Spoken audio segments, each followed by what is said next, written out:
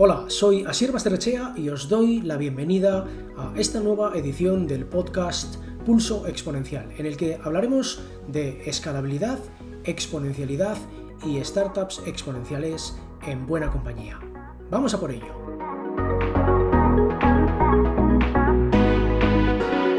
Muy bien, pues chicos, chicas, podcasters de Pulso Exponencial, hoy tengo el inmenso placer de dar la bienvenida a José Blasco de Oratrex y voy a dejar que sea él quien se presente. José, bienvenido a nuestro programa, a Pulso Exponencial. Cuéntanos, ¿qué es Oratrex? Muchas, ¿Quién eres tú? muchas gracias, Asier. Pues, ¿qué es Oratrex? Oratrex es, explicándolo rápido, es dar esa capa de seguridad al proceso de compra de una entrada para un evento en vivo para garantizar que la entrada es pasable en todo momento y segura y evitar entradas falsas. Al final es tan fácil como esto. Todo el mundo conoce el problema de las entradas falsas y nosotros hemos venido para acabar con él. ¿Quién es José Blasco? José Blasco es una persona ya con una cierta trayectoria profesional. He estado trabajando tanto en el sector industrial como en el sector de la investigación, como en el sector técnico. Y diría que soy pues una persona inquieta que hace que acabe metiéndome en este tipo de proyectos. Diría que no me siento cómodo estando en un entorno estable y entonces cuando me proponen un proyecto nuevo me lanzo de cabeza. Interesante, interesante ese ADN ahí emprendedor, ¿eh? Entonces, esa picazón intelectual. Oye, ¿cómo surge Oratrex, José?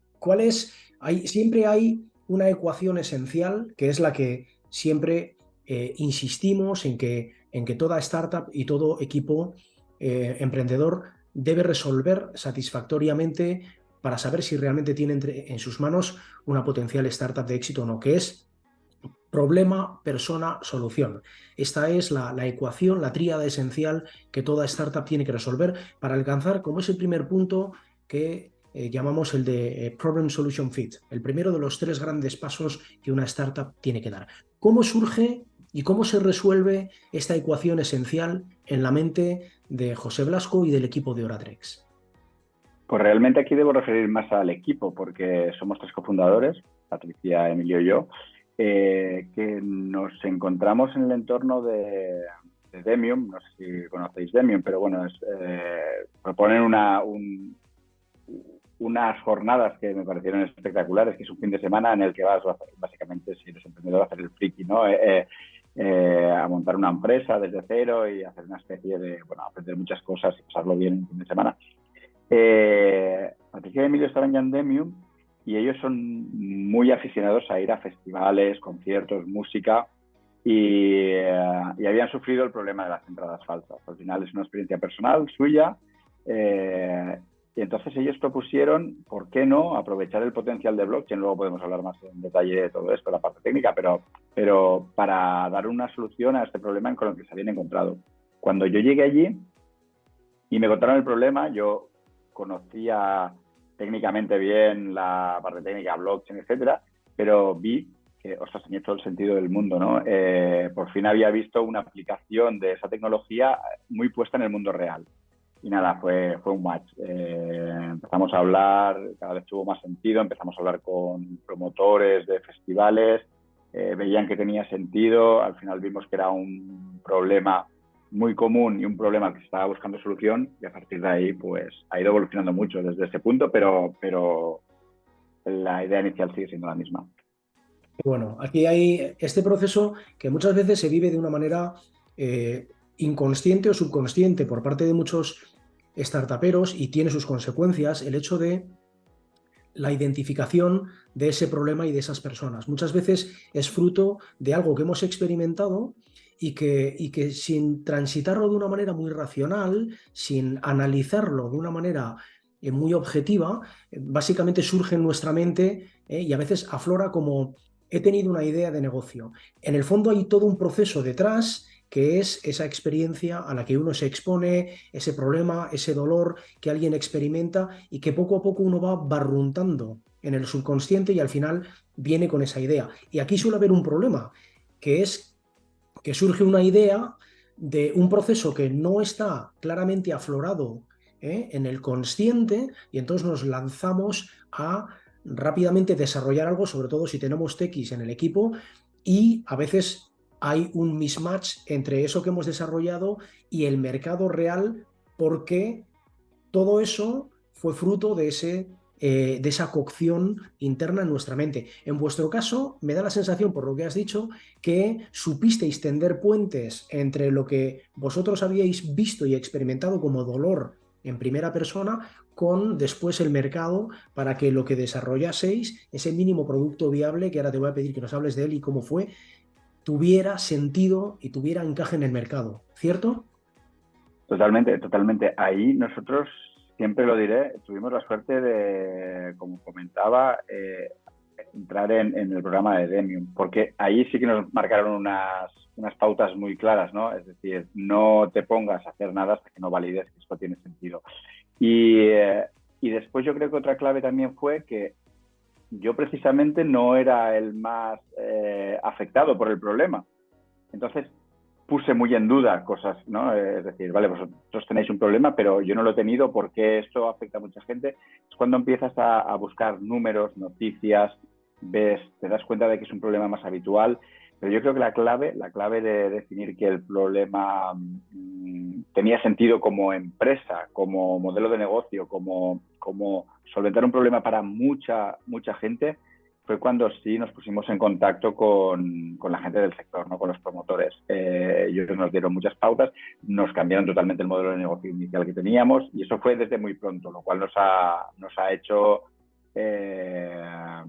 entrar en el sector de forma más fácil, diría yo. El proceso del MVP, pues también un poco mentorizados, supimos enseguida que no teníamos que ir a algo muy elaborado, aunque en este sentido yo soy más techie y soy el que tiene la tendencia a pedir más y más y más, pero sabíamos que no teníamos que ir a nada muy elaborado porque hasta que no probásemos con un primer cliente no tenía sentido invertir y tampoco teníamos dinero para invertir. La verdad que creo que nadie lo hace perfecto, ¿no? Al final tú crees en tu producto, crees en unas soluciones, quieres dar una solución que los otros no tienen y casi todos tendemos a hacer más de lo que toca. Pero en ese sentido creo que estuvimos bien asesorados y no nos pasamos tanto de la raya. Qué bueno, aquí hay varios puntos muy interesantes. Uno de ellos, y es un aviso a navegantes y navegantas del mundo startup, es a veces tomamos el proceso, hay como un cierto amateurismo dentro del ecosistema startup, en parte fruto por todas las noticias y los casos de éxito a los que nos vamos exponiendo, sobre todo cuando te ves ya dentro del ecosistema, y parece que cualquiera puede lanzar una startup, pues básicamente sin ningún tipo de preparación previa, etcétera. En este caso, sin embargo, has hecho ese énfasis de ese entrenamiento en Demium, que os puso sobre aviso sobre lo que no había que hacer, que dicho sea de paso, es una de las principales causas de mortandad de muchas startups y que se lleva por delante un montón de tiempo, dinero, energía, ilusiones y esfuerzos, que es, tengo una idea, fruto de ese proceso a veces subconsciente que he vivido, la pongo en marcha, me enamoro de ella y empiezo a crearla. Sin haberla testeado con el mercado, empiezo a desarrollar, sobre todo si tengo TX o tengo dinero para desarrollar esa parte tecnológica, muchas veces empiezo a desarrollarla, invierto un montón de recursos en ella y de repente me pego un bofetón porque veo que no tiene ese encaje. Aquí hay un elemento importante vamos, no sabes cómo te agradezco y que la audiencia espero agradezca también de ese aprendizaje, ¿ok? De ese entrenamiento previo. Totalmente, y puedo añadir más, la historia de que yo ya había hecho eso antes.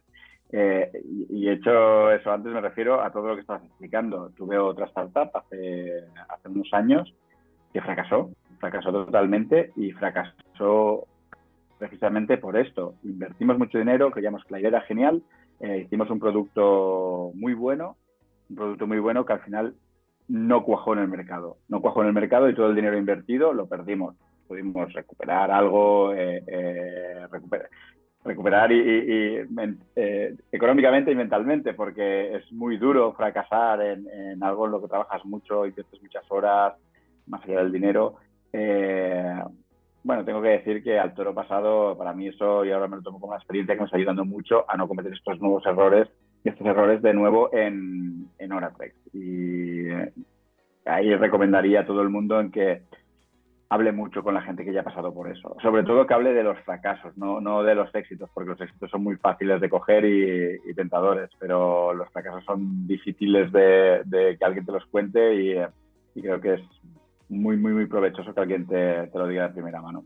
Totalmente. Luego hay otra cosa que has comentado que me encanta y me llama mucho la atención, es el punto de asimetría que tú ofreciste al resto del equipo. Es decir, probablemente, muy probablemente, si tú hubieras sido parte de las personas experimentadoras de ese dolor, si hubieras estado en ese círculo de personas que experimentaban ese dolor, habríais tirado por algún tipo de solución quizá muy diferente a la actual. Tú fuiste como ese contrapunto de, como yo no experimento este dolor, me tienes que explicar qué es lo que está pasando aquí.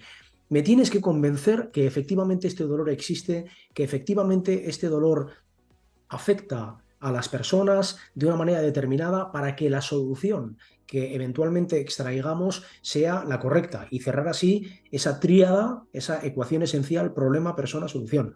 ¿Sí? Totalmente. Y así todo, al cabo de un tiempo, no tanto tiempo, todos acabamos enamorándonos de la idea.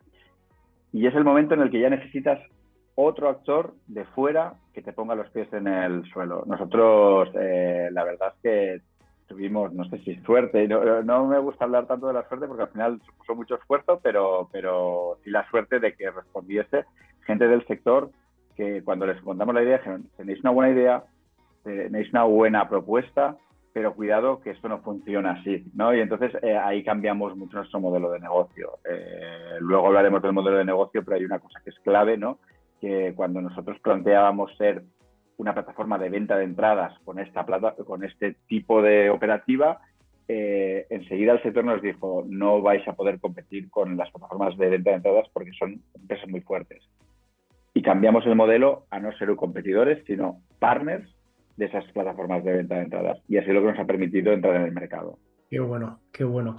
Aquí hay también una lectura muy interesante. Muchas veces convergemos demasiado pronto en un producto o servicio, ¿ok?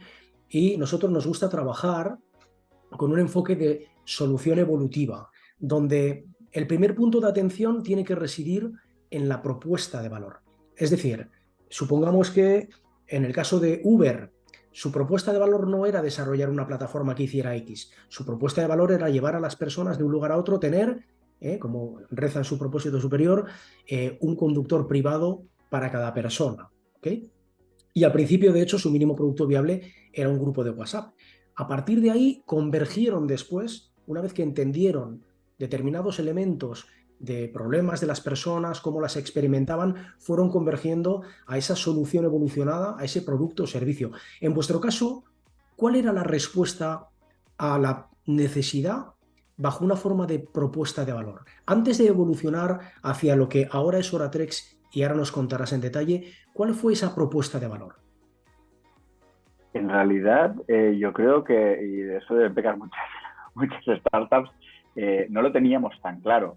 Lo que sí teníamos claro es que el objetivo era acabar con las entradas falsas y dar una opción de reventa controlada, porque al final va todo ligado, ¿no? Eso es digamos, el punto que no ha cambiado nada, ¿no? Es decir, yo si no puedo ver un evento, quiero poder recuperar el dinero, pero eso implica un riesgo de que me cuelen una entrada falsa o que yo le cuele una entrada falsa a otro, y eso es con lo que queremos acabar. Esto no ha cambiado, o sea, lo podemos decir de varias formas, pero yo creo que en aquel entonces tampoco nos habíamos sentado a definir esa frase, ¿no? Ese propósito, y aún así tenemos que trabajarlo mucho a día de hoy. Bravo, ahí está, es muy interesante, por ejemplo, porque nosotros consideramos como esa propuesta de valor, el propósito superior también, que es anterior y se define anteriormente, normalmente, pero esa propuesta de valor que tú has definido muy bien, que era acabar con la venta de entradas falsas y facilitar una reventa controlada. Esa es la propuesta de valor. Y lo interesante de la propuesta de valor es que constituye un punto de anclaje. Es decir, a partir de ahí tenemos un elemento de fijación que nos dice, a esto es a lo que queremos dar respuesta. Y de ahí tiramos hacia una primera solución, un primer producto o servicio, que como nos has dicho, no funcionó porque el propio mercado os dijo, por ahí no vayáis, que eso va a ser muy complicado. Lo interesante del concepto de punto de anclaje, en este caso de la propuesta de valor, es que te permite evitar empezar a vagar, como les pasa a muchas startups, si esto no funciona, tengo otra cosa y al final, en lugar de un cuchillo, acabamos teniendo una navaja suiza que no satisface a nadie, ¿no? Sin embargo, a vosotros, estimo, creo, os sirvió ese punto de anclaje como un sitio al que volver y decir, vale, si esta no es la solución, ¿cuál es la solución que satisface esta propuesta de valor? ¿Es así? Totalmente, totalmente, porque al final si lo analizas bien, ese cambio que hicimos era, nosotros nos metíamos en el proceso de venta de la entrada y ahí no aportábamos nada, y hay empresas que lo hacen muy bien. Es decir, era un mecanismo para llegar a. De hecho, yendo un poco más allá, en la época en que empezamos, el tema de la blockchain era como una moda. Entonces, decir blockchain en sí era un producto. Y yo siempre, ahora siempre vendo, que decirlo todo lo pasado es más fácil, pero ahora siempre digo lo mismo, ¿no? Cuando me preguntan, oye, pero ¿utilizáis blockchain? Y digo, sí, pero no me gusta hablar de ello porque es una herramienta que yo utilizo, no es el producto que yo vendo. En su día, blockchain era un producto que se vendía ¿por qué? Porque estaba de moda, porque te permitía llegar a muchos inversores, porque al final, sí, poco a poco, y esto ya, repito, es a toro pasado es muy bonito decirlo, hemos ido viendo cosas que realmente eran herramientas para llegar a y no eran parte de la propuesta de valor. Bravo, bravo. Esto, bueno, podemos establecer paralelismos muy claros con inteligencia artificial. Hoy en día parece, y lo vemos en rondas de inversión, en círculos de inversores, que una startup que te llega y no te habla de inteligencia artificial, sienten como que no te están contando lo que quieres escuchar. Y no es así. La tecnología muchas veces es el fin para llegar, perdón, es el medio para llegar a un fin, es la herramienta. Y a veces tendemos a perdernos en hacemos algo y metemos inteligencia artificial para hacerlo, porque sé que te va a gustar. No. Lo que vamos a mirar es qué es lo que haces, es cómo resuelves esa ecuación esencial. ¿Qué problema resuelves? ¿Quién tiene ese problema? Que nos da imagen e idea del tamaño del mercado potencial y cómo es tu solución. Si es una solución diferencial, preferible, deseable, lógicamente, preferible, escalable, etcétera. Muy bien. Y a partir de ahí empieza todo a ponerse en marcha. Desarrolláis en contraste con el mercado, empezáis a desarrollar una solución que sí, que tiene ese encaje. ¿Cómo pasa esto? ¿Y qué es, en qué se substancia esta solución? Pues la solución pasa porque al final nosotros queríamos dar, como comentábamos, esa seguridad de que no hayan entradas falsas y ofrecer un canal de reventa seguro y que a la vez esté controlado por el promotor del evento. Porque a día de hoy la reventa se da en otras plataformas de terceros en las que cobran unas comisiones tremendas que no garantizan que no hayan entradas falsas y que el promotor no ve nada. Ya no nos referimos solamente a que tenga un beneficio económico, sino a que ni siquiera tiene los datos de quién realmente va a acudir a su evento, ni los datos de cuánto se está pagando realmente por su evento. Entonces eso era con lo que queríamos luchar. ¿Qué es lo que empezamos a definir? Bueno, cómo no competimos con las tiqueteras, cómo hacemos que nos acepten, ¿no? en este círculo, porque al final siempre repito la misma expresión, ¿no? Nosotros al final lo que hacemos es sustituimos ese PDF que recibes cuando compras la entrada por ese activo digital que impide que se pueda falsificar y que puedas hacerlo en todo momento, ¿no? Y entonces nos centramos mucho en eso, en esa sustitución. ¿Cómo lo hicimos? Integrándonos con las etiqueteras existentes, sustituyendo ese PDF por el activo y luego a la hora de los accesos ni siquiera metiéndonos en eso, porque si implica cambiar tornos en grandes ferias o estadios, etcétera, pues ya no lo quieren. Si implica cualquier tipo de esfuerzo por parte del cliente, ya no lo quiere. Nos centramos mucho en hacerlo fácil, dar el valor y no competir con nadie. Eso parece que cuajó y a día de hoy estamos empezando a tener esos primeros acuerdos con grandes tiqueteras que al final va a hacer que nosotros como Oratrex realmente el usuario no vea el Oratrex, sino que vea el valor que estamos aportando por parte de la etiquetera, por parte del formato de la entrada que tiene, etcétera. Bravo. Aquí hay un punto muy interesante que es la trascendencia del valor Es decir, la continuidad del valor de algo. Es decir, no solo tengo una entrada que eventualmente, bueno, como activo físico, bueno, sí, quizá el día de mañana podría vender o no, pero al transformarlo en un NFT, en un NFT, le doy un valor permanente, y además, bueno, pues sexy, diría, ¿ok? Y encima me permite esa transacción en el ex ante y durante, es decir, si al final no puedo ir, entro en un marketplace de compraventa fiable, avalada por el propio promotor, de cierta manera, donde, bueno, pues puedo rápidamente revender mi entrada y evitar pues que me timen, como suele ocurrir. Es decir, hay un dolor del promotor y hay un dolor del propio cliente, de decir, esta entrada que estoy comprando será real o no, y estoy pagando por el concierto de Motomami Dios sabe cuánto, y luego igual voy a la entrada y me dicen, lo siento, chavalote, pero esta entrada es un fake. Entonces, el dolor de la gente, el dolor del promotor, ¿m? Esto nos lleva completamente. como un modelo B2B2C o un B2C también. O sea, es decir, hay una envolvente del modelo de negocio muy interesante. ¿Cómo es ese modelo de negocio? Totalmente. Realmente lo has explicado muy bien. Tendrás que venirte conmigo a presentarlo a los clientes porque lo has visto clarísimo. Sí, nuestro modelo de negocio al final se basa en 4 pilares. Nosotros, por el servicio, por ese formato de la entrada, cobramos al promotor unos céntimos, pero muy pocos, porque ellos tienen el valor de las entradas para ellos es muy importante. Hay que pensar que un gran festival, aunque no lo pueda parecer, y eso es un llamamiento a los fans que van a los festivales, si no llenan el 90% del aforo, el promotor puede llegar a perder dinero, porque la mayoría del gasto va a pagar a los artistas. No. Entonces hay un riesgo muy grande. Entonces nosotros le cobramos un poco, que al final es un poco nuestro coste por crear esa entrada en la blockchain.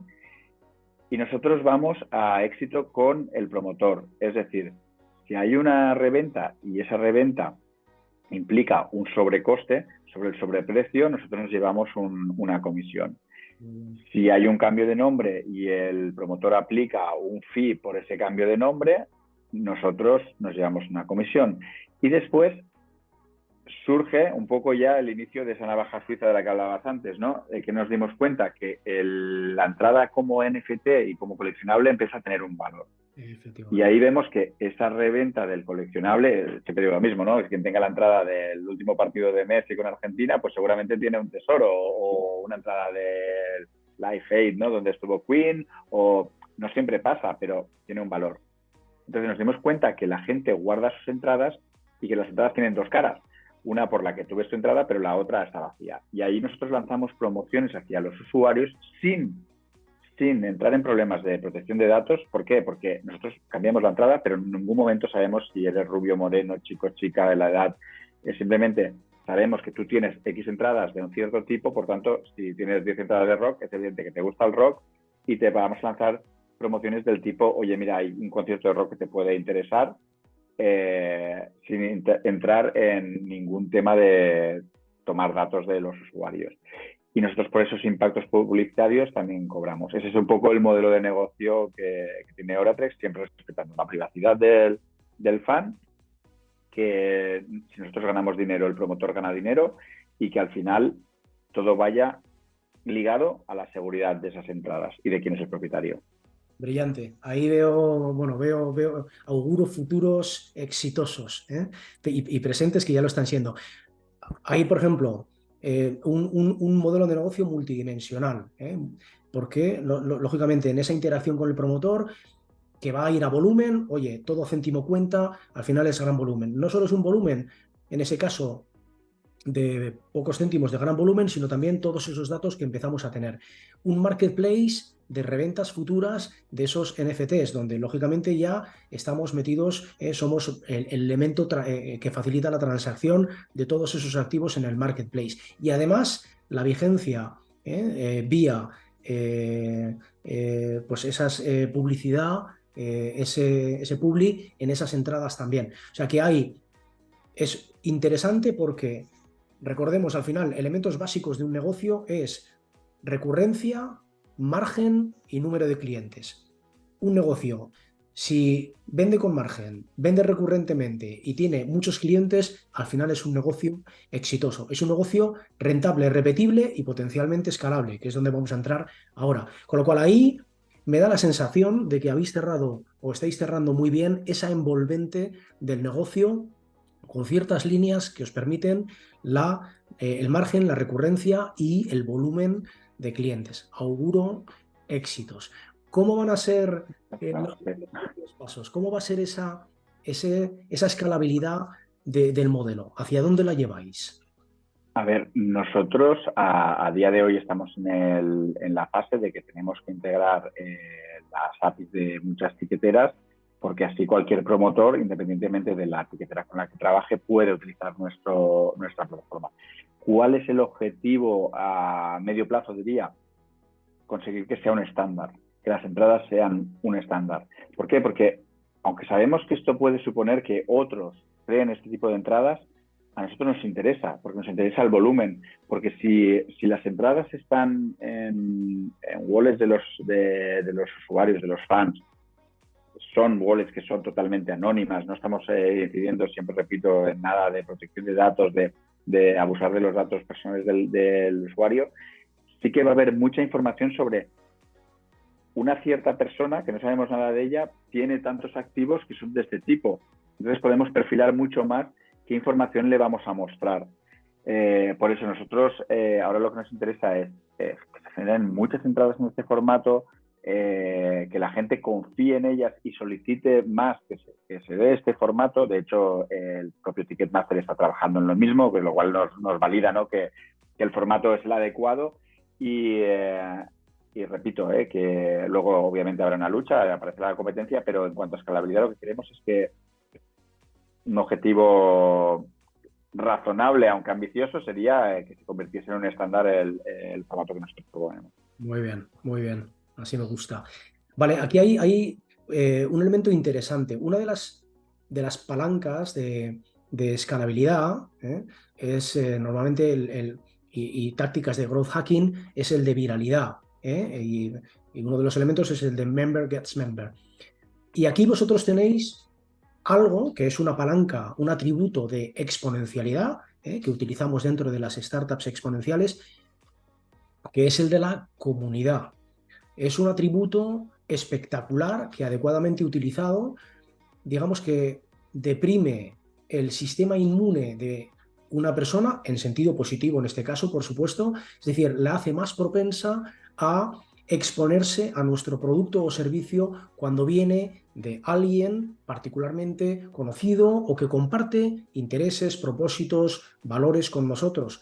Y eso es lo que la comunidad hace para nosotros. Al final, esa táctica de viralidad se ve inmensamente potenciada por el factor comunidad, por el atributo de exponencialidad de la comunidad.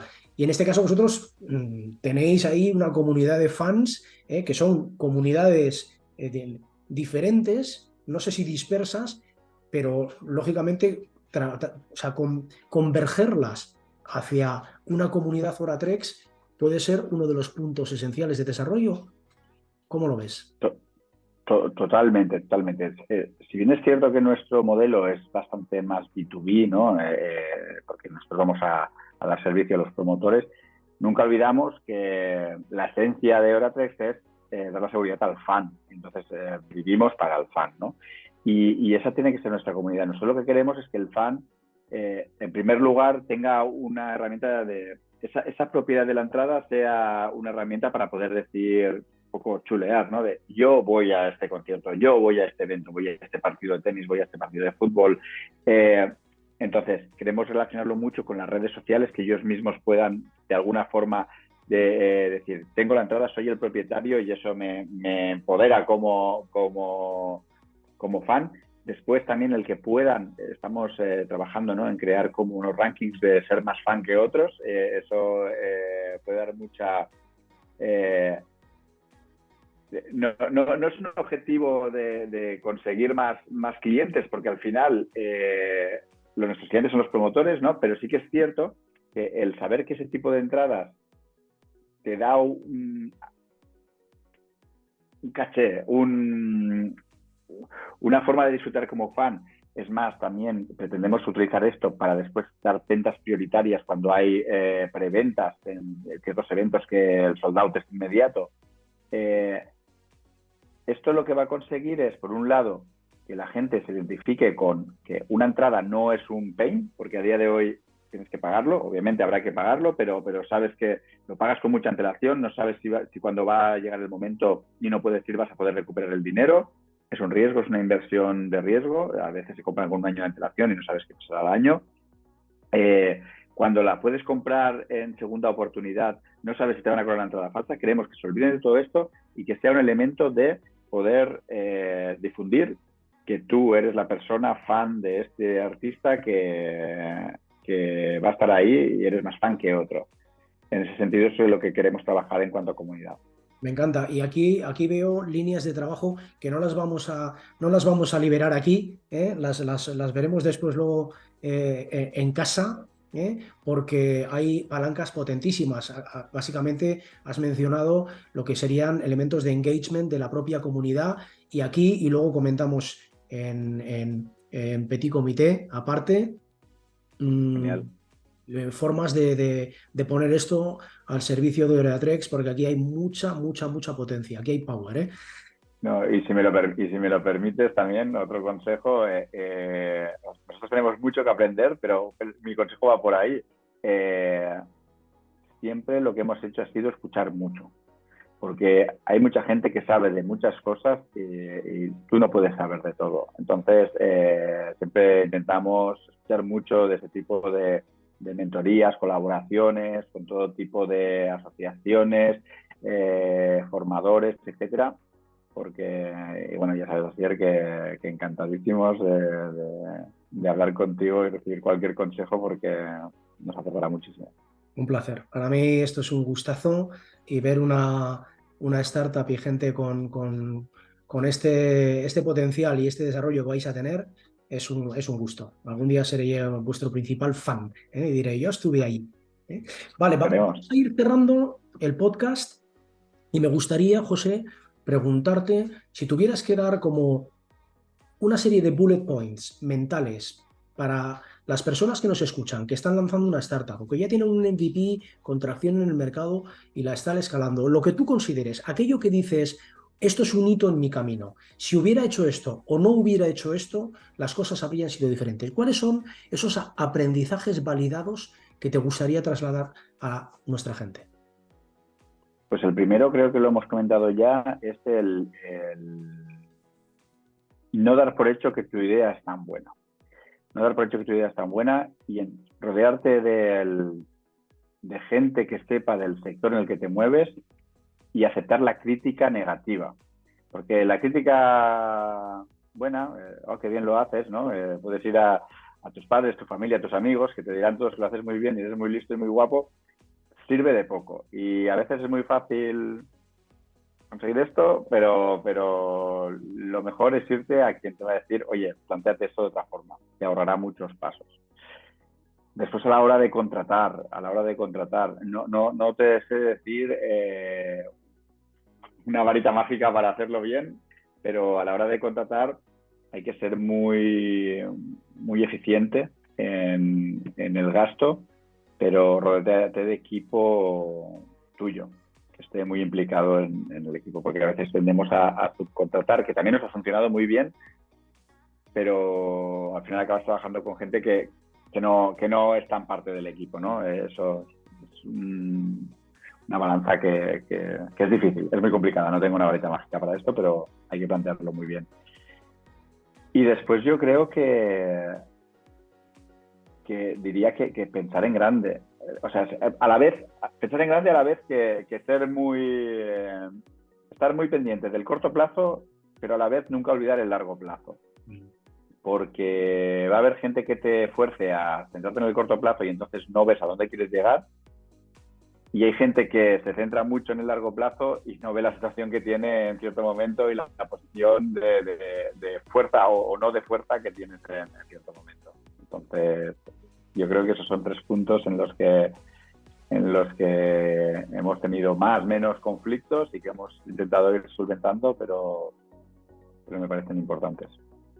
Fantástico, pues hasta aquí esta sesión. José Blasco, Oratrex, auguro éxitos rotundos y un crecimiento exponencial. Te lo agradezco mucho, ha sido un placer. Un abrazo Y enorme. bueno, un abrazo.